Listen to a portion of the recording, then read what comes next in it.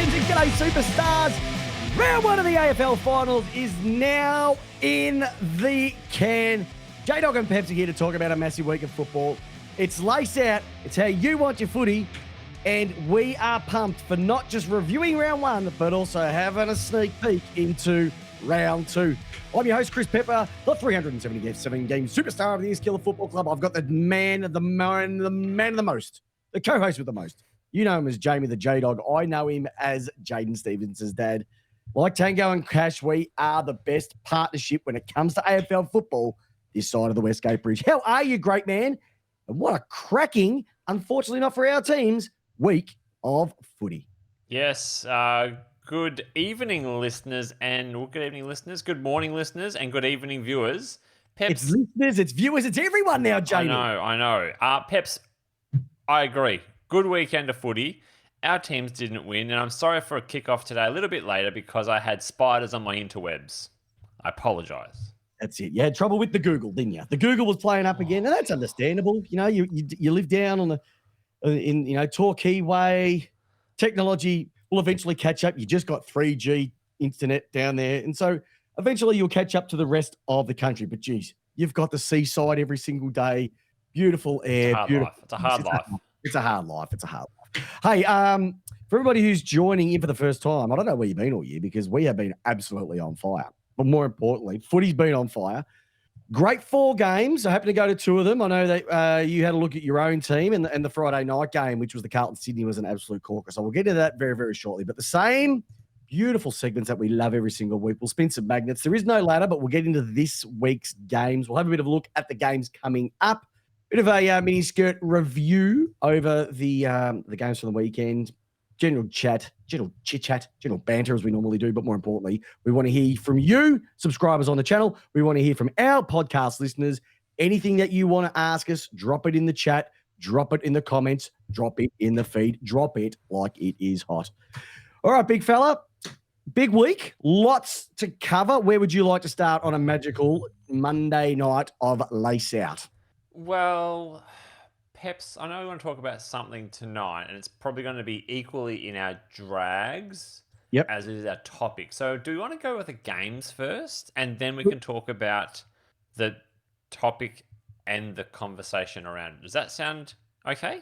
I think we will. So we know we had 4 games on the weekend. So that means that there were 2 winners being Collingwood and the Brisbane Lions, Seeds 1 and 2. So that means that this week's set of games are going to be as follows. On Friday night, and that's one of my big bugbears, 7:50 p.m. Friday the 15th of September, Melbourne versus Carlton. And then on the Saturday night, Saturday, September 16th, that means 7:10 p.m. at the Adelaide Oval, Jamie's Port Adelaide against the GWS Giants for a spot in the preliminary finals as well too. So I reckon let's have a quick chat about the games from the weekend. If you didn't have a chance, we did throw up, Jamie interviewed myself after the travesty that was Melbourne's entry into the forward line after the Thursday night defeat at the hands of the Collingwood Magpies. I've never seen a team dominate inside 50s and literally dominate a half of football like Melbourne did and still happen to lose it. But you know what? If you're a Melbourne supporter, you're used to it. Just when you think that you've got it all, they just happen to take it out of your mouth. So, unfortunately, that means that they're going to be going the hard way. And if they don't win this week, they are going to be setting a record that has not happened for 24 seasons, which I'll let you all know about very, very shortly.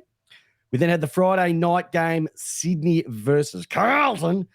I'll tell you what, if you think it was loud on Thursday night, Friday apparently was even bigger with the Blue Boys getting the win, once again falling asleep at the wheel in the second half against Sydney and scraped across the line in that one as well to continue their 2023 dream.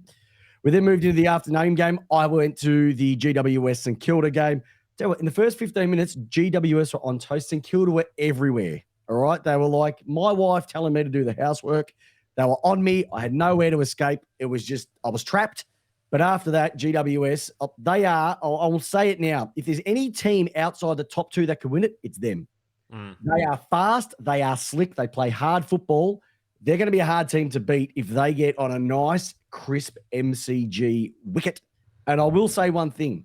I think the AFL may have cost St Kilda a chance of going another week forward. They should have played that game at Marvel. I'm not saying it's the only excuse because they got totally outplayed, but the run on the outside and their spread of the GWS, it really just set St Kilda just couldn't cope with it as well. And then, obviously, your game on the Saturday night, I'll hand it over to you to discuss, but it was a disappointing result for you and the Port Adelaide family. Yeah, what a fuck up. What else can you say? All right, so let's just quickly go over our notes that we discussed on Friday for your game, for the Thursday night game. And then we'll move on to the rest of the games after that and have a quick little chat about them. So first one's first. Peps, as I said to you as we discussed on the Friday afternoon, Collingwood played all of 15, 20 minutes, and that was enough for them to win the game. You guys had them on toast for everything after, and as you alluded to, you led every stat, you led every clearance, you led every measurable stat of a win, but that's called Bazball. You Bazballed it. Yeah, but the difference is Bazball scores runs. we just kept swinging the bat and hitting it to fielders. Yeah. That's what we kept doing. We just kept hitting it to the fielders. It was that frustrating, and it has to be a coaching issue. I don't think it's a personnel issue. It is a coaching issue. You can't just continually do that, and players are just bobbing it 10, 15 metres out, hoping to get the scraggle, hoping to get the score that way. It's not going to work. They need to start looking a little bit lower. They did it about 5 or 6 weeks ago, where they changed it up a bit and they got a lot more flow, but they did release a little bit more of their defensive side of things because they needed to get that on. They've gone back to what they do best, but the other side, what they don't do so well. And there's been multiple camera angles that show players free where it could have been a chip kick, small pass, and they cooked it. So it's stuffed up completely. I suppose the one thing we didn't talk about on Friday night, which has come out now since then, is Van Royen has been rubbed out. Yep, got a week. Don't have an issue with it. Don't have an issue with it. Okay, because I know that there was some serious hate on T McDonald saying never be around the game again. Who would come in? Who would come in now because he is young. He made mistakes, but he is a solid overhead mark. Are you saying Tom McDonald? Yes. Young. No. Sorry, Van Royen being your young forward. Oh, he got a lot of stick. And you know what? Young forwards are going to cop it. Didn't deserve it. It's his first season of football. He's 19 and he's playing in a final potentially against the best backline outside of his own team in the league, and you expect him to dominate. And with the ball the way it gets delivered, no one can do it. And so anyone who's been calling him Von Dud or Van Dud or Van Ruin, pull your head in. I'd like to see you. Van Ruin's pretty good. Yeah, Van Ruin's good. But just pull your head in. I'd love to see what you would do on the big stage because no one could score in that. Who comes in? Who do you got? You got Fritsch, who's just returned back and had a bit of a shocker. I would say I think they have to pull the trigger on Grundy over McDonald. Ooh. And the reason is this, because even if Grundy doesn't go down forward, at least he can go on the ruck. He's got another tangent to his bow. Max can go forward to rest, and he was clunking them left, right, and center. So that's the option that I would. Yeah, that's the option that I would potentially go with if I was Max, or if I was McDonald. In terms of Brayshaw, I don't know who they're going to bring in for that one. Funny enough, you'd say Dunstan, but he's got an ACL. Do they go with Woden with a bit of speed, who I wouldn't think is a bad option? I think they'll probably go with Spargo. I don't think they'll go with Harms because he's too slow. Could they pull something completely out of left field and go for a Monies Wakefield, who's never played a game for the Ds, but could absolutely turn it on? He kicked, I think, 4 a couple of weeks ago. So can't find the goals, and they go with a very, very small forward line. That's an option that they've got as well. I'm telling you what they're going to do. Especially with McKay not being there as well. Do you know what they're going to do? What are they going to do? Spargo. It's only one. You need 2. Okay, I'm going to go. And maybe Barry Laurie would be dropped as well too. So I think they could make potentially a few moves here because they need speed. Collingwood were awesome on the outside. I'm not saying it was all Melbourne's fault that they lost. Collingwood outplayed them for the first quarter at least. It was a bit of back and forth, but just the way that they were sending it forward, it's and yuck. Collingwood scored when they went forward. That's the difference as well. Yep, they did. They got half kicked a goal. J-Dog, they had half as many inside 50s. Yeah, I think Melbourne went at something like 12% efficiency inside 50. Collingwood went at 40. So now with Van Rooyen, I'm going to go with that now. That's brilliant. Don't start that shit. Yep. now with Van Rooyen out. Sorry. Mum's going to tell me. That's making me laugh. That's a great name. Now with Van Rooyen out, does T-Mac deserve to stay in the side? Because there was a lot of angry supporters on the forum saying T-Mac gone forever. He had the turning circle of the Titanic. He was, So he has to be dropped as well as losing Van Rooyen. Because you got to bring Grundy in. At least if ball goes to ground, McDonald can't do anything. Yeah. At least with Grundy, he can run around the ground and put it down people's throats and give Max an option to go down forward. Like, if they lose this week, and this is the stat that matters. Do you know that there's been no team since the current final system was introduced in 2000 that has gone not once, but twice in a row, Sam Stosur straight sets? Melbourne could be the first. In 24 seasons, no one has gone back-to-back straight sets. Melbourne are on the cusp. Records are there to be broken. Yes, I know, Jamie. Thank you for reminding me. But I just think that they have to do something. They have to do something. Well, let's leave it there for that game. We spoke about it. Watch our video on YouTube if you want to see what we spoke about. Yeah, all right. Next game. It was the Giants versus Carlton. No, it was Sydney versus... Oh, yeah, Sydney. Sorry. I was getting my games confused. Carlton. Sydney versus Carlton. Yep. What a game. What a game that was not too dissimilar to the Thursday night game, because I thought it was all done and dusted. Well, I missed all the game up until the last quarter. Had to go. I was texting you, and I'm like, why is Peps not replying to me? Yeah, because I was at my daughter's musical, who absolutely killed it. So your phone would have been just on fire. Let's just say I had a smile. I was to say it was on vibrate. I was smiling, and it wasn't all to do with the musical, even though it was very funny. But from what I saw and from what I read, Jamie, you'll be able to go into this a lot more, but it was literally the night before. One team came out of the blocks, dominated, stopped. The other one had all the play, just couldn't kick straight. That's exactly what it was. Pretty much it.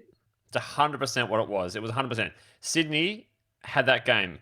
I can tell you that there would have been multiple calls for 000 from Carlton supporters in that final 4 minutes, even the final minute almost. It was on the line. I did see the dubious... what is it with Carlton and touched on the line? Well, Sydney as well. No, Sydney didn't have it. No, but Adelaide, Sydney. Oh, yeah. No, but Carlton had 2 this year. Yeah, true. Where they've won games with the touch, but mind you, this was over a goal. But Carlton they're just doing everything right at the moment. What more could you ask for? Well, Cripps was pretty well held, but Cripps is into bad ribs. It's got bad ribs. Carlton still won. Carlton still did exactly what we spoke about on the show that other week. They attacked on the inside, the contested possessions, clearances, all those things that they do well. But Sydney got a hold of them. Sydney got a hold of them on the outside, and it was the Heenies, it was the Gordons, it was the Parkers, it was all the ones you spoke about. They got clicking. Yeah, and also they've had a couple of interesting results to come out of it for this week as well too. So Harry Mackay went with a concussion. Correct. And we know that Jack Martin decided to do his own chiropractic work on Nick Blakey. And apparently I had people coming around saying it was a fair tackle. I don't know, Jamie. Have you seen many fair tackles with a forearm around the chin? It was interesting. It was very interesting. Like, I know that there's bias, and we'll get to my bias a little bit later on with a certain discussion point, which everybody probably knows what it's going to be. But you couldn't argue with that one. No. Couldn't argue. I know that they're going to the tribunal to get it down to 1, but if they're trying to get it off completely, I want their lawyers. Well, Peps, I think Mackay going off definitely subdued their attack because you're losing a tall, mobile target. Martin. Yep. I've got this, Peps. I know you're not feeling confident. But I've got a sneaky feeling this all works very well for Melbourne this week. He was very, very, very good. So he's one of those players at the moment who's not like he's not the Rolls Royce, but you have to watch him. You remember for years he was almost Jack Martin. Well, he's playing that Jack Martin football. It's quick. It's one-touch footy. It's exciting to see as well. And I'll tell you what, if you're a Carlton supporter, knowing that you got him running around in your forward line with Owies especially, like that's dangerous. Not having him here, it frees it up because I know Hibbard, who's been playing down back, would find it a little bit difficult to try on one of the smaller ones. So not having him there means somebody else not as quick. So it makes it a bit easier for us. So that is a win for us. No Mackay, that might be a win for Carlton because, as you know, what happened with Carlton, no Mackay, Curnow played a hell of a lot better in those weeks as well. I reckon it makes the Lever May tall back line a whole lot more dangerous now because you can handle one big tall marking forward. Lever and May just swap off. But when you had a Martin in there as well, as you said, like it's the speed of Martin and Owies as well that makes it harder. But now you have to focus on just one. Well, true, but they'll find something. They'll find something in the mix as well too. So we'll talk about that a little bit later on. And then we had your game, which was on the Saturday night, Brisbane Lions versus Power. I got to ask, where did it all go wrong for Port? Because from what I saw from a Brisbane perspective, like, jeez, talking about highway to the danger zone, Kenny Loggins. You were left on the tarmac. You were nothing but a big mark on the tarmac. Do we quickly just run through some key stats? I would love for you to go. Oh, hold on. This show's not always about the stats. You keep telling me that, Peps. Why do we need stats? I know. And now you're bringing them out for your team? Well, how bad you were? I just want to let you know that, contrary to popular belief, I know that people are saying that Marshall and Finlayson were ineffective or ineffective in the game. Yep. I've actually got them rating at 100% effective for killing the team. Any forward momentum we had, anytime the ball went near them, early. it killed the team. They can't kick, they're uncompetitive, and they may as well not even played them. To Brisbane Lions' credit, up there, I didn't expect to win, and the fact that we were even within a handful of points at halftime was a sheer shock to everyone. Yep. They kicked terribly, we kicked terribly, but then in the third quarter they put on 50 points, and that's they are a brutal mob. If they don't make the grand final this year, that is a failure of Fagan at the highest order. I can't see them losing. The only way I can see them not making it is, and I am being biased here, but I have to be biased when I say this. If Melbourne play Brisbane, Melbourne have beaten Brisbane up there last year. This year they didn't. They had the lights out game. But you're pretty much going to have a cracking back line, awesome midfield against a cracking forward line for them and a back line that's really good as well. Yeah. That's the only way that I could see maybe the pressure get to them. I don't want to go down that track. But I was really, at one stage I thought, here we go, Porter back. And they just put the foot down on the throat. You are nothing. Butters melted under pressure. Rosie wilted. No, Rosie's pretty good, actually. Yeah. He's pretty good.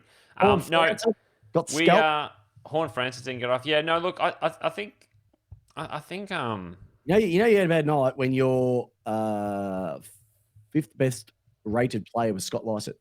Yeah, look, it was a bit of a dirty night. I didn't expect to win, but are you still there? Yeah, I'm still here.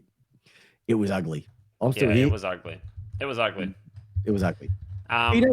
Keep going.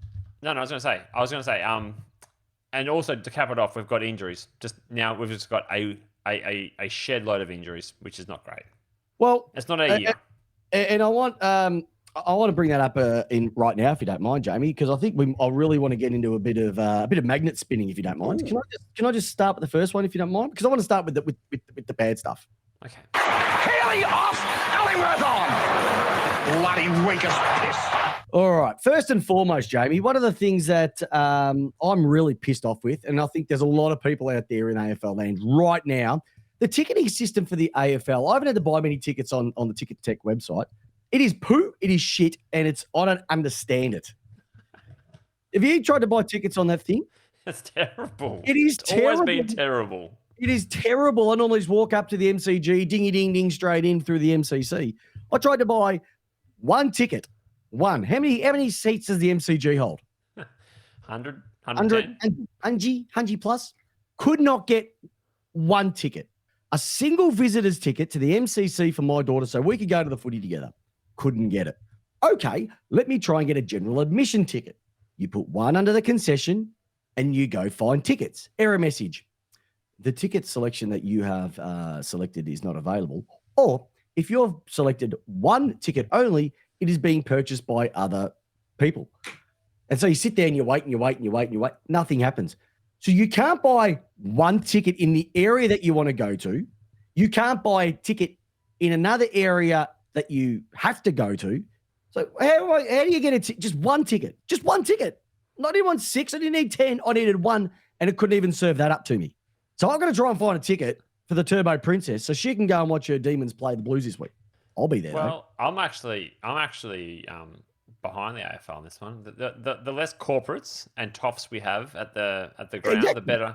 the better the game will be. Exactly. But it's all toffy.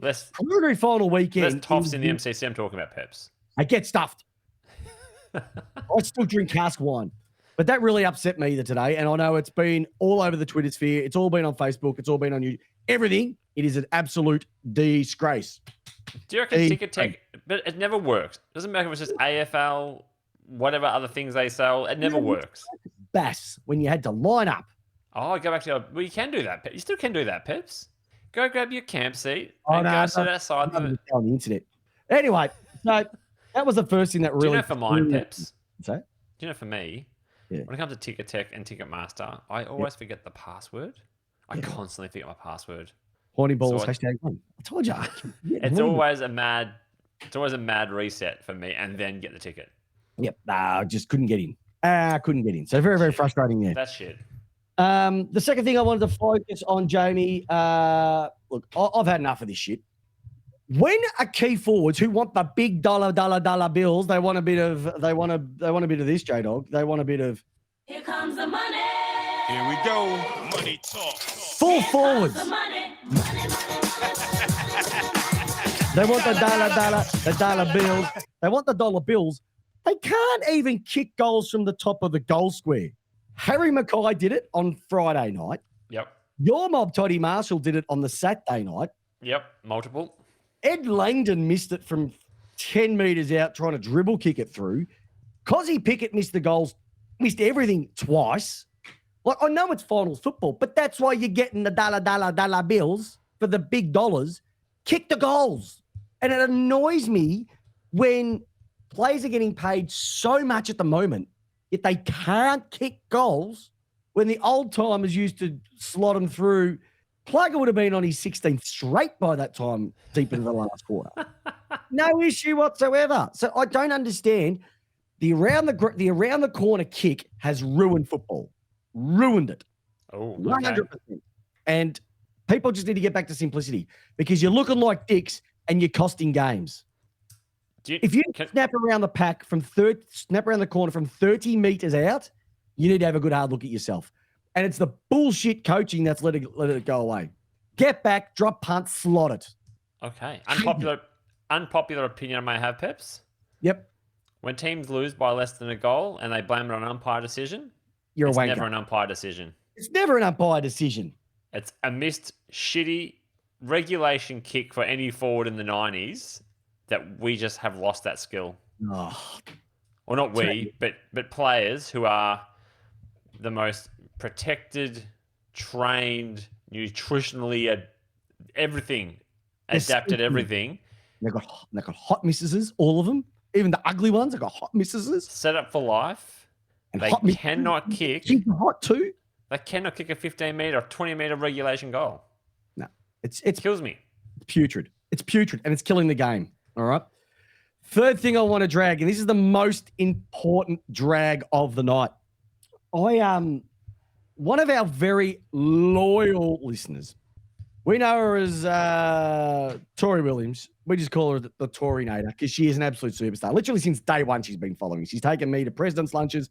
She's been taking me to Melbourne things. So I've been looked after. She's just a massive, massive supporter of the show. We can't thank her enough. Tori got into a fight at the footy on Thursday evening. Now, there's always two sides to the story, okay? But when there's footage showing that three guys have actually had a crack at her and thrown a punch because she's asked them or questioned them, I've been hit in the back of the head, stop it. And then they've gone and taken it further and basically hit her in the face. You're a disgrace. You should never be allowed to go to the football again.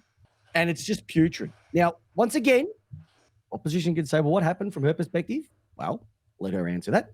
But what I'm saying is that, first of all, you don't hit women. So that just, even if it was not even at the footy, you just don't hit them. That's pathetic. But to do that because somebody said, hey, just watch what you're doing, or, who was that? And then to retaliate, weak as piss you are, my friend. And you're not even my friend. I'm just saying it. You're weak as piss, and you're the scum of the earth. And I hope that you never I hope your team gets to the grand final. You can't be there. And your team loses by a point as well, too, so you can have a big whinge because she got hit from behind, challenged the person, and then got into a dust-up over it. It's just pathetic. There's no violence at the footy. That's what brings down our game because of knuckleheads like that. And I've checked in on her. She's okay now. Contacted the integrity unit and all that sort of stuff, but it's just piss weak, Jamie. You just want to go to the footy, enjoy it. Yeah, you're going to have nuffies. You know what you could do? Easiest thing you can do, sit in a dry zone. You probably won't have as much nuffy because once they get on the amber ales, it causes too much grief. As your parents always say, keep your hands to yourself. Keep your hands to yourself. Mate, there's just no excuse. There is no excuse. There's not. All right. You want to get in the good? I want to get on some good stuff. Let's get on some good stuff. I think we missed a game to talk about, actually. Do you know that? But anyway, we'll talk about that one. Which one? We missed St Kilda and GWS. Oh. We missed them. Oh, GWS just spanked St Kilda. St Kilda had it for 15 minutes, and that was it. Yeah. It was just GWS. They had a bit of a rally late on, but Jesse Hogan looks good these days. Peps, what happened to Jesse Hogan? Why didn't you guys keep him? Toby Bedford as well too. I had tears running down my face watching Toby Bedford and Jesse Hogan running around the Giants. One of the things that Melbourne need is speed. Who were the two players that we lost last year? Jaden Hunt and Toby Bedford. Yeah, there's your speed. Give me what I need right now. But they are looking dangerous, and they're going to give your mob a big challenge this week. But we'll get to that very, very shortly. Hey, 3 votes if you don't mind. 3 votes. How good is it for two crowds of 90,000 to turn up at the MCG on a Thursday and a Friday night, a crowd of 60 plus on Saturday afternoon? How many do they have for your team on Saturday night? At Jabba, so 70? 25 and a half. But anyway, just football it's just NRL, mate, you're not even close to a national game. You don't even have teams in all states. All right. Don't even think you can be what we are.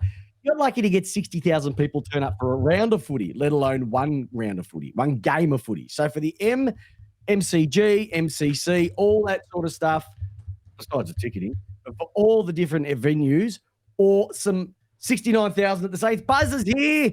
Hey, your Saints had a crack, Buzz. That's all I can say. But the Saints, great to see. Great crowds as well too. Gabba's 42,000 as well. How many? Gabba's 42,000. So they had 42,000 there, did they? Something like that. I apologize. And I have to give a bit of Hey, also. Oh yes, Jamie, yes. I didn't expect you to go. I like the call about the crowds. I didn't expect you to have a massive swipe at the NRL though. Why is that? I just didn't expect that. Well, I'm like, yeah, festival of footy, good talk. And you're like, no, just yeah, whack. It's a TV just whack them. Why not? Yeah, I'll look. It's an AFL show. It's an AFL show, and you know what? We will have a crack at them. And yeah, I just thought it was very, very pathetic for them to have a crack at the. What does it say about that sport when two brothers are punching on, and that's the biggest thing to come out of the game? Rightio. Can I have another one? Yes. And funny enough, it's related to a bit of this. Bags, we love it when they're kicking. Bags, it's got to be 6 or more. Jamie, who kicked 6 goals on the weekend? No one. Incorrect, my friend, because it wasn't in the AFL. It was in the AFLW, where Gold Coast star Jamie Stanton celebrated her 50th AFLW with a proper bag of 6 goals in their game. It's only this, the record is 7, and she gave one away in the goal square as well too. So I'm really happy to see the AFLW. Every club is in there now. Some games are going to be better than others. We get that. But to hear someone kick a bag in the ladies' game is absolutely amazing, and we're going to celebrate it when somebody comes out and kicks an absolute blinder as well. It was good on the weekend. It had a bit of AFLW before the The men's games? Oh, good. They need to do a little bit more, I think. You might as well, because people are turning up the games 2 hours earlier. What is stopping you from playing those games? Absolutely nothing. The plane's already there. Just let it fly. You've got all the uniform on. Just jump on the same plane. They're beautiful peacocks. Let them fly. Let them fly, I say, Jamie. Let them fly. Oh my goodness. Oh my goodness. So look, there are only a couple to come out of the weekend, but we're now going to have a look at this week's games as well too. So we're heading into the Thursday and the Friday night game. I know Melbourne are playing Carlton, and there's a lot to get into that. Unfortunately, Jamie, there's going to be one player who won't be making the game on Friday night, which is Angus Brayshaw. And this is the big talking point that we will never have a chat about. And we're really keen to hear what people think on the chat. Not just the chat on the podcast live at the moment, but also on our YouTube and Facebook channels as well. So Angus Brayshaw was concussed after disposing of the ball, running through the middle of the ground by Braden Maynard. Maynard went up for a spoil, so jumped up, running forward. So it was almost like a forward type spoil. Missed the ball, and Brayshaw coming one way, he was coming down the other, and he has turned to brace/bump, because really I don't know what the difference is these days. Took Brayshaw in the head, concussed him, out for the game. He's gone straight to the tribunal. Michael Christensen was going to apparently put that through as no result, nothing to see here, Football Act. But the new head of football has said, no, we're sending this one to the tribunal. As she should. As she should. All right. So this is now becoming an issue, because if you ask a lot of people, and I want to hear what people have to say about this in the chats as well too. I'm looking at it from two different perspectives. I'm looking at it from a football perspective, but I'm also looking at it from a mental health perspective as well too. All right. So, and where this is sort of discussion, I wanted to find out from you as well what your thoughts were on it too, J-Dog, is because Spotlight on Channel 7 last night had a big thing about concussion. John Platten was a big part of that as well too. And going into that, we've also got what happened to Shane Tuck with CTE. He's taking his own life as well too. There's also been a female footballer who played AFLW for Collingwood, won a flag with them as well too, was in the army and took her own life as well. So it's affected them. They believe it's all come from concussion. Brayshaw may never play again. Now, I'm not overhyping this. We just don't know how bad this is going to be for him. The naysayers will say he's had a history of it. Well, he's played 86 odd games in a row without a concussion, so you can sort of park that one. There hasn't been anything really recent. And they're also saying that he did cop a knock to the head earlier in the game as well too. Yep, he copped a knock to the head, but he didn't get completely poleaxed like he did earlier in the game as well. So from a health perspective, I look at that and go, you can't just lay somebody out and expect to get off. Right? In the olden days, that would have been fine. We're not in the olden days now. I've also played a lot of footy. Doesn't have to be at the highest level. It was the highest level that I could get to, which was, Premier Division in Essendon District Football League, so the highest level in the Essendon in league. And I've seen teammates cop that side of things as well too. First of all, it's not pleasant to see, but you've always got options. And anybody who says you don't have options, you do. And I know there's been times that I've jumped at people, and there's times I've put hands out in front. There's times I've braced like this. But there's also, I know where I've got the opportunity to maybe lay someone out. I've turned. I've done that. I'm not going to lie. Or you let them get the ball and you then tackle them. Like let them receive the ball and then tackle, because you're on the spot anyway. Yeah, exactly. So deep down, it's a hard one because I'm a Melbourne supporter. So people go, you only got your Melbourne hat on around this one. Well, I don't really have my Melbourne hat because I've had my fair share of concussions as well too. And I just don't want to see anybody. And I think there's consequences to actions. Okay. And that wasn't a football act, because I haven't seen many people do that. I haven't seen many people launch from 5 meters away at full tilt to try and smother a ball and then come down and lay somebody. It's not something that happens day in, day out. That's not a football act. I'm sorry. It's not. And if the AFL are serious about protecting the player, they need to follow through accordingly. Yeah, J-Dog, the question I would throw to you, and that's come beautifully from Tori as well too on the chat.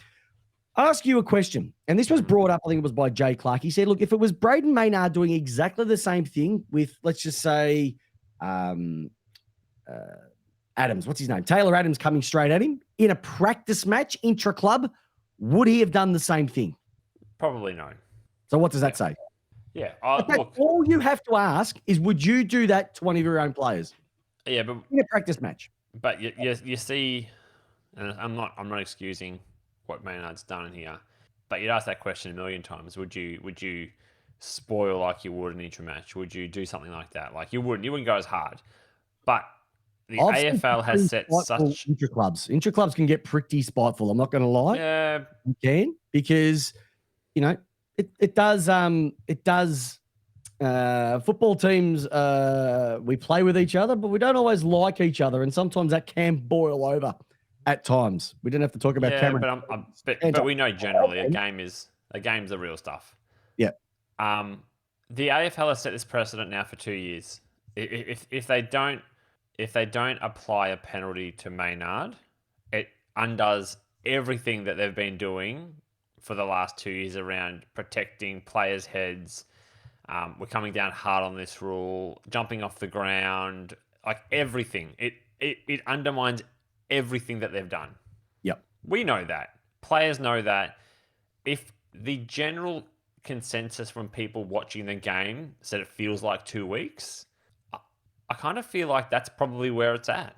2 to 3 weeks. If we're all sort of saying it, no one sat there and thought that's a fair bump. I didn't think that. I don't think that's a fair bump. Players concussed, high impact, whatever the 3 columns are they got to check. Yep. It equals 2 weeks. The other thing I'd say, Jamie, if this was, let's just say, Oleg Markov, would they say the same thing? Would there be as much of a blow up about this? I don't know. Are we coming into the good guy factor because it's Bruz? Brown thing. I know Bruz playing because he's so tough for us as well too. I don't know, and this is why I don't lean either way, but I'm leaning on the side of the player, because we're suspending people for a tackle, which is part of the game, and the head is just touching the ground, and we're suspending them for a week. Sicily got 3 weeks for something, which was a weak tackle. I remember even Paddy Ryder standing in the one spot and a bloke ran into him, and he got a week for that. Yeah. Now, it's all about the sniff test. Cozzy Pickett, remember the first game of the year, nailed Bailey Smith with a cannonball maneuver straight in the side of the chest, if you remember that. Yeah. Right? There was nothing wrong with it, but because of the look of it, he got 3 weeks for that. Yeah. Or was it 2? 2 or 3, regardless. So you've got all these issues, and then this comes into it, and you see something like this. Is it yes or not? Sorry, it was 2 weeks. I apologize, Buzz. All right. Yep. Yeah. Oh, look. And if it wasn't a Collingwood player, let's just say this was round 6, and it wasn't finals time, would the furor be the same as well too? Is the situation overcasting the seriousness around this? Oh, look, I always think that there are those factors that brought into it as well. Like whenever if it was back in the old days, if it was a Joel Selwood who did this, or a major player had done this, then yeah, I think that's only natural that comes into some sort of factor. We go, ooh, that's Brayshaw, one of your A graders in the team, and Maynard's probably definitely Collingwood's A grader on the halfback line there. I reckon he's their barometer. Correct. I think I said that last week, didn't I? Yeah, you did. Something to that effect. So yeah, I think that's always a factor to it. We always spoke about Teflon Trent got off things that other players wouldn't get off. Yep. Yeah, I don't know. It has to go through the AFL tribunal. I think it's good to put this case in there for it to run it through the system. But I'd be bitterly disappointed in the AFL if it wasn't given 2 weeks at least. Well, it can't be. It's either 0 or 3. Well, that's okay then. 3. It can't be 0. I wouldn't be happy with 0. I don't think anyone would be happy with 0. Yeah, and especially I don't know what Victor Cripps when he got off because of a technicality. Do you know what I mean? Like they're trying to compare that. Yeah, it's just this is not an easy one, and I would hate to be in the tribunal trying to. I'd hate to be on the panel trying to over-listen to this one, but I'd love to be a fly on the wall to see what it was. A couple of things upcoming. Buzzers come in as always with a beautiful point of opinion. Like he's just coming with a bit of AFL are more corrupt than Dan Andrews. Lucky, I love the game. They're low lives. Bo Hawkins has joined us. He's turned into him. If he only stayed in, if he's some other position, he would have been fine. Probably. There's a lot of back and forth on this one. Some say it's a football act, some say it's not. I don't know what it's going to be. But he turned to protect himself. He turned to brace himself. Again, we don't know.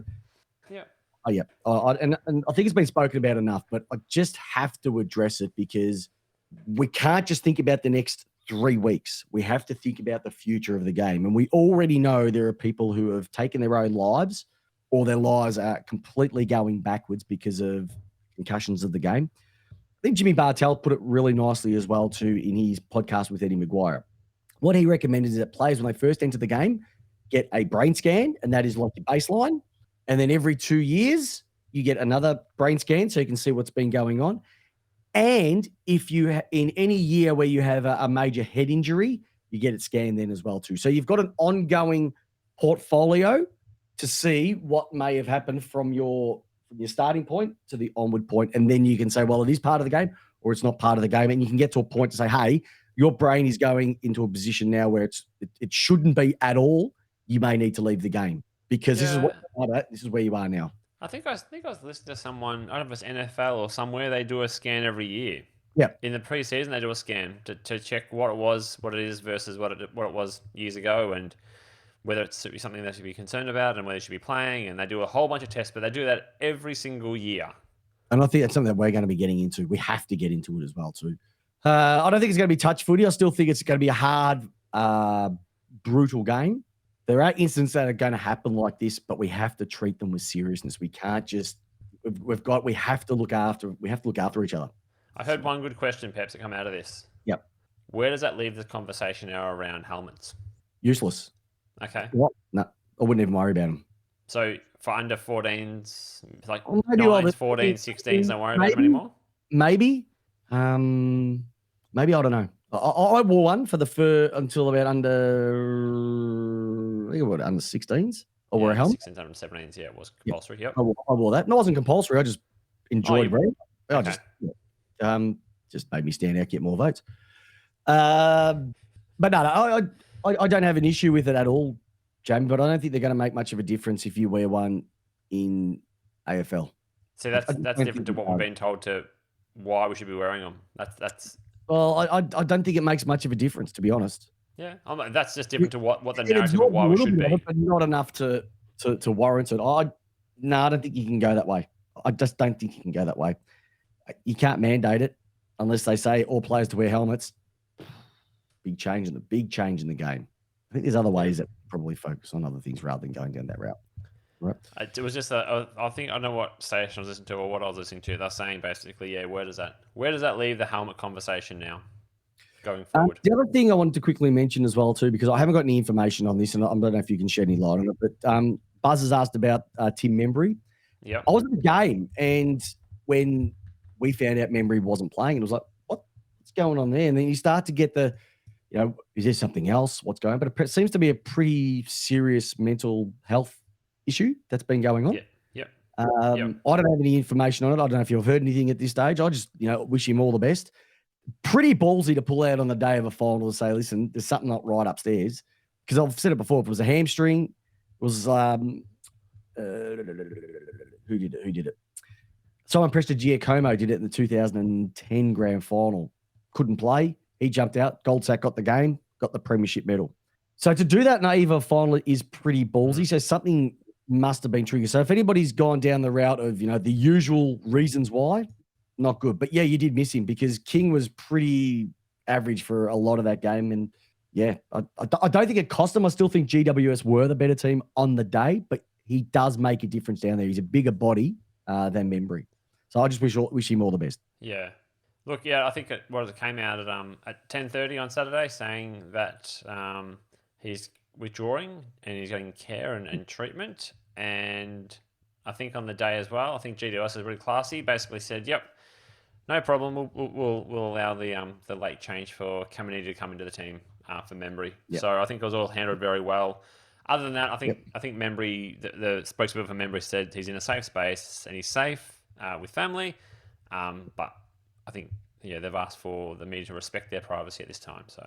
And we are going to respect it. All right, big guy. Yeah. We've got 2 massive games of football coming up this week as well, too. We've got Melbourne versus Carlton this Friday night, which I will be at. Give me your thoughts. Give me your feelings around it. Yep. And then we'll get into it. All right. So, Carlton, Melbourne, Peps, what we spoke about. Who do you not want to play when it comes to your second game? Carlton. Your nightmares have come true. Yep.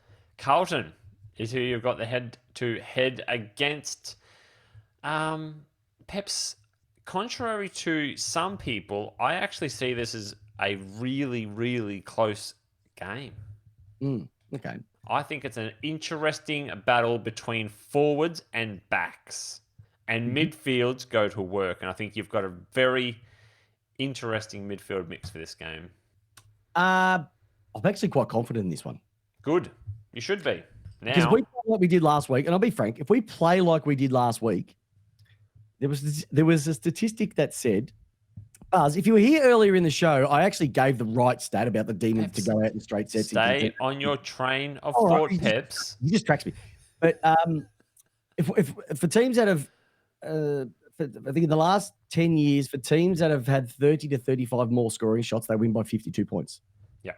So if we do the same thing, the probability side of things is that you don't lose by 7. You probably win by 30. Yeah. So I'm not worried about that. Mackay being out is a big win for us, and Martin being out is a big win for us.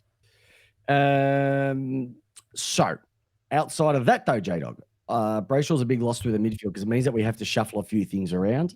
He's been really, really good this year. And Van Rooyen is just a tall target down there. So no McDonald. So we've lost in the last month, we've lost Van Rooyen through suspension, Melksham, and Petty. There's your starting forward line pretty much gone. So it makes it really tough, not just this week, but moving on as well too. I still think we can definitely win this one. The way that we control the ball, but Carlton are very, very good around the packs as well too. So if you have a look at the two teams and you slide them up against each other, like contested possessions, they literally rate the same. Meters per disposal, virtually rate the same. Rebound 50 rate, virtually the same. Kicking efficiency, virtually the same. Disposals, virtually the same. Clearances, virtually the same. So the only big differences are hit-outs to advantage. Melbourne obviously would have that one. From a goals perspective, Melbourne that one, but that's only by a couple. Goal accuracy, they're both about 47, 48. Carlton, though, lead it from the disposals perspective, so they get their hands on quite a fair bit. They do handball quite a lot as well, too. So one thing I did notice last time we watched is that whenever there's a stoppage, Carlton usually have that extra player at the coalface, usually towards the back, so they can go out the back and then slingshot it to the side or slingshot it forward. They love the ball inside the middle, which Melbourne love to play defensive through the middle of the ground as well, too. So I think it's really going to come down to the forward lines. But when you got probably two really good back lines going up against each other, I did go to show on the weekend that if Curnow doesn't kick goals, Carlton do struggle. Mm-hmm. And Melbourne just struggle full stop at the moment. So I reckon if you stop Curnow, you're a big chance of winning it. But if the Melbourne forwards get the delivery like they did last week, it's going to be a very, very close game. And I really just hope that a suspected touch of the ball on the goal line is not going to determine this game. I reckon it won't, Peps, because last time you guys played in round 22, it was a 4-point game going the way of Carlton, 60 to 56. You played them in round 12 this year, and it was 61 to 44. You had the win. Peps, this game is so close, and I just think your defense is so much better overall. And like Kingy and all the football analysts have been saying all year, it's defenses that win you premierships. Yep. And I think that you've got a much better defense line, and now with the fact that Mackay is down, I think it's even stronger. It's going to be an interesting game. I'm going to love it. Regardless of it, I'll be very, very peeved. I'll actually probably have a fair amount of emotional damage if Melbourne do go down on this one. And my rant could be severely out of bounds on the full if something goes wrong as well. Because I said earlier, right, if Melbourne go straight sets for the second consecutive year, they'll be the only team to have done it in this variation of the final 8 in 24 seasons. Where will your rant start from, Peps? Like if you're going to think about your rant locations, because you do, obviously people watch your Facebook channel for when Melbourne loses and love a rant. Where do you reckon you'd start your rant from? Either from your seat as you're walking back up the stairs to outside, or would you do it in the car? Because you've taken us to a lot of places in your rants. So where would this one be? I think we'll just go straight from the G. We'll just go straight from the seat. Walking out past everything. Walking out, blaming everybody under the sun. But I reckon Carlton are a really, really good shot at this. Are you nervous? No, I wasn't nervous last week. Well, it's out of my control. I'm not kicking the balls through. Yeah, it's definitely true. You're not getting paid. I could do it in the shower again. That's maybe I should do it. Maybe I should open up the freezer and get all nice and hard. Maybe Melbourne could harden up a bit. Or I think my favourite moment, Pep, so far has been when Rousey yelled at you for kicking the bag in the shed. Oh yeah, I got in trouble that day too. That was a good one. Got a little bit animated as well too. So I reckon this will be a close one. Yeah, I just think it's going to be a cracker of a game. Full stop, mate. I'm really looking forward to it as well too. And then we're going to be moving into the Saturday evening game, Port Adelaide versus the Giants of GWS, who after watching them live last week, mate, you're going to have to really turn your form around to because they've won at 11 different locations this year, and they'll just go, you know what, we'll take number 12 on. We don't care. Wow. Like anybody. Similar to Carlton, like out of the last sort of 6 rounds of football in the regular season, like Carlton and GWS are like the most effective attacking, contested, score from, like all those rating indicators are all like 1, 1, 1, 1, 1 for basically Carlton and GWS. And Port's backline, Peps, it's a fucking nightmare. It's so bad. It is a bucket of smashed crabs at the moment, isn't it? It is so bad. And then when you're capping it off with literally Finlayson and Marshall, who just are just not effective in the forward line, you're relying on Butters, Rosie, and Horne-Francis to actually do something, have individual brilliant moments. I am seriously concerned. Now, I'm a Port Adelaide supporter, so I'm very much supporting the team, but it hasn't given me any better night's sleep knowing that we're playing GWS, who absolutely tore St Kilda to bits. They were unbelievable last week. Just really were. Like, Toby just does what Toby thinks. It's just, but it just wasn't Toby, mate. Like I saw Toby, which boat? What, Toby Bedford? Like he was up and down like a mosquito fleet. He and Daniels were just amazing up and down the ground. Their back line. Himmelberg returned. Himmelberg was nothing. But mind you, the delivery going into the St Kilda forward line wasn't that great either. Cogs all didn't. These players. Oh, sorry. It was Kelly. Kelly was just. He kicked a goal in the second quarter, I think. It might have been third. Yeah, it was the second quarter. He's kicked it from kicking to the right, to the left of screen from the pocket closest to the and it's just on the left foot. And you just watch it. We saw it coming through. We're going, this guy's just a freak. We spoke about Ferrari and how they're playing like Commodores. The Ferrari has been put back together the correct way. I don't even think they're a Ferrari anymore, mate. They are, you know what they are? They're like an orange Dodge Ram because they've got some spunk about them. They play hard, and if you put the foot down, those things go. And they are playing like they've got quick transition footy. Hogan has been magnificent. Riccardi did his thing as well too. You got Brown, Callum Brown, which I thought was the Callum Brown from Nathan Brown, but not Callum Brown from Gavin Brown. But it's not. It's a different one. They are a really exciting team to watch, and I'd be surprised on the big Adelaide Oval. Our two teams, we might have to have a Sunday sesh for our two teams with just straight sets.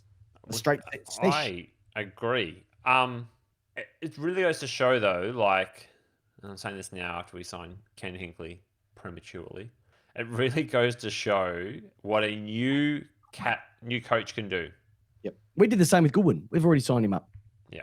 All those players that were so down for so many years have just come back to life, and you're just like, fuck, this is why you were picked 1, 2, 3, and 4 in the draft. Is it because he just let them play footy? And that's the thing that I look at my team and go, is there too much of a restriction on these players? Like, just let them play footy. Collingwood, let them play. It's the same players. Collingwood, let them play footy. Carlton, let them play footy. Melbourne, no, just play defense, boys. Don't worry about kicking goal. We score 1 point, they score none, we win. Like that's what it feels like at the moment. The worst thing is, Peps, for you and I, even if our teams get through to the prelim, we're going to get blown off the park anyway. We're going to get blown off the park by Collingwood. You're going to get blown off the park by Brisbane. We're going to go back line. We'll stop Brisbane. They'll choke. We're going to choke. And then we'll go play Collingwood, and we're going to smash Nick Davis's knee. Now, I reckon it's going to be 2 cracking finals. I'm going Melbourne, and I am going. Unfortunately, I'm going to go GWS because they're just looking mighty fine right now. I'm going to go Melbourne, and I'm going to go Port. Yeah, but zero confidence right now. I got zero confidence in any of my tips coming right this week as well too. So that's a little preview for the games this week. But last but not least, before we wrap this big bad boy of an episode up, talk about segments going off. The secret sound, the petrol cap stop. Made that one up. The fantail. JB's fantail is just nuts. I loved it. It is. Toby Green's my love child. I got to see Toby Green, my love child, play. Every team, Toby Green. But every fantail. So J-Dog, give us your fantail for the first week of finals and our round 2 preview. Do you reckon Alan's will be open to doing like a footy fantail? I might give him an email. Footy tails. Yeah. I know fantails are on the way out, but that'd be interesting. Maybe, hey, what about we start our own confectionery of footy tails? That would be pretty good. There's about over a couple of thousand players of AFL in the thing. Yeah. Anyway, let's do it. This is a half cut off one, so this is actually quite good. I'll stop and I'll just stop and I won't give you the final. You know the final one usually gives it to you. Yeah. Anyway, all right. Who am I? Born July 3rd, 1972, to the surname Mapotha the Fourth. He took his first and middle name as an actor. His first leading role was in Risky Business and became a megastar after his role in Top Gun. His films include Rain Man, A Few Good Men, Jerry Maguire, The Last Samurai, and Collateral, Tropic Thunder, Jack Reacher, and Oblivion. As of 2012, he is Hollywood's highest paid actor. He is a... cuts off there. That was really good. It was really good until you read, like, his breakout role was this. Yeah. And then they gave it away. I actually watched Jerry Maguire the other day. Yeah. It's a good movie. Yeah, show me the money. I want a Tropic Thunder. Tropic Thunder was very good. I love it. That's right. He played the boss guy, the bad dude. The boss guy. This one. That's right. Anyway, that was that one there. But yeah, footy tails. I reckon we should do that next week. Footy tails. We'll find some. Listeners, thank you very much for joining us. Sorry about the delay. That was Jamie's internet as usual. That was my fault. Yeah, he's just downloading stuff as usual. But more importantly, bloke. Get out to the local footy finals. Journey to the draft. Our boy, Jacob Grant, massive news. Premiership player on the weekend, senior premiership for his local team. Kicked 2 goals for, turned it on, apparently. So our boy, premiership player, we're all going to go and get tats. Spoke to his dad, the Mormonator. He said, Peps, you're dead to me if he comes home with a tat. So we're going down to Wild West next week to get some premiership tats. Love it. Yes. So fingers crossed. The National Combine's coming up. He'll be at that. Massive chance of him getting drafted. All right. That's it for this week's round 1 review and week 2 preview for the 2023 AFL Finals. 2 goals for. That would get a game for St Kilda. That would get him the captaincy, Bo. Let's be honest. Jamie, fantastic as always. To the listeners, to the viewers, to everybody, thank you for being on the chat. Jump into the comments. Absolutely loved it. More importantly, cracking weekends of footy. Get to your local footy finals if you can as well. To East Kill lost their Premier League final on the weekend, so they are out. Lost by pretty much 80-odd points. It wasn't pretty. But what is pretty is Peps and J-Dog, the hosts of Lights Out. J-Dog, yes. Once again, what an awesome episode by you, my friend. The simple question, and we love it. Everybody, let's say it together. J-Dog, how do you want your footy? I want it to lace out. Go D's, go Giants, go Port, go Carlton. Hope their wins. See you, listeners. Thanks for listening to our latest episode. If you haven't done so already, make sure to subscribe, rate, and leave a review on iTunes. I'm your host, Chris Pepper, and with Jamie Wallis, we give you your footy how you want it. Peace out.